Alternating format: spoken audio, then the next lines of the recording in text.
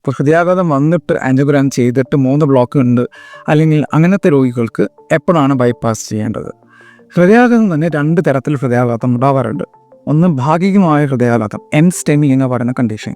രണ്ടാമത്തേത് പൂർണ്ണമായ ഹൃദയാഘാതം, സ്റ്റെമി എന്ന് പറയും. അപ്പോൾ ഭാഗികമായി വരുന്ന ഹൃദയാഘാതം എൻസ്റ്റെമി എന്ന് പറയുന്ന കണ്ടീഷനിൽ പഠനങ്ങൾ കാണിക്കുന്നത് 3-ാമത്തെയും 7-ാമത്തെയും ദിവസത്തിനുള്ളിൽ ഓപ്പറേഷൻ ചെയ്യുന്നതാണ് ഏറ്റവും ഉത്തമം എന്നാണ്.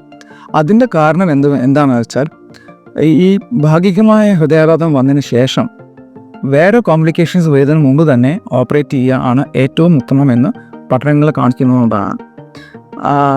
കോംപ്ലിക്കേഷൻ എന്ന് പറഞ്ഞാൽ ഈ ഭാഗികമായ ഹൃദയാഘാതം പൂർണ്ണമായ ഹൃദയാഘാതം മാറാനുള്ള സാധ്യതയുണ്ട്.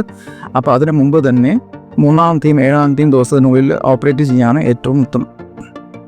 7 ദിവസത്തിന് ശേഷം നമ്മൾ ഡിലേ ചെയ്യുമ്പോൾ കോംപ്ലിക്കേഷൻസിന് സാധ്യത വളരെ കൂടുതലാണെന്നാണ് പഠനങ്ങൾ കാണിക്കുന്നത്. അതേസമയം പൂർണ്ണമായ ഹൃദയാഘാതം സ്റ്റെമി എന്ന് പറയുന്ന കണ്ടീഷൻ ആണെങ്കിൽ തീർച്ചയായും നമുക്ക് 6 ആഴ്ച വെയിറ്റ് ചെയ്യണം. എന്താ കാരണം എന്ന് വെച്ചാൽ പൂർണ്ണമായ ഹൃദയാഘാതം വരുമ്പോൾ ഹാർട്ടിൻ്റെ മേലെ ഒരു വലിയ ഇമ്പാക്റ്റാണ് ഉണ്ടാകുന്നത്. മിക്ക രോഗികൾക്കും പൂർണ്ണമായ ഹൃദയാഘാതം വന്നു കഴിഞ്ഞാൽ ഹൃദയത്തിൻ്റെ ഫങ്ഷൻ വളരെ കുറയും. നോർമലായിരുന്ന ഹൃദയ ഫങ്ഷൻ സാധാരണ ഈ പൂർണ്ണമായ ഹൃദയാഘാതം വന്നു കഴിഞ്ഞാൽ 30% ആകാനുള്ള സാധ്യത വളരെ കൂടുതലാണ്.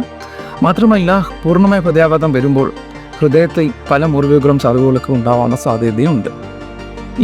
ഈ കാരണങ്ങളാൽ 6 ആഴ്ച കഴിഞ്ഞ് ചെയ്യുന്നതാണ് ഏറ്റവും ഉത്തമം. ഉടനെ തന്നെ ഓപ്പറേഷൻ ചെയ്യുന്നത് വളരെയധികം റിസ്ക് കൂടുതലാണ്.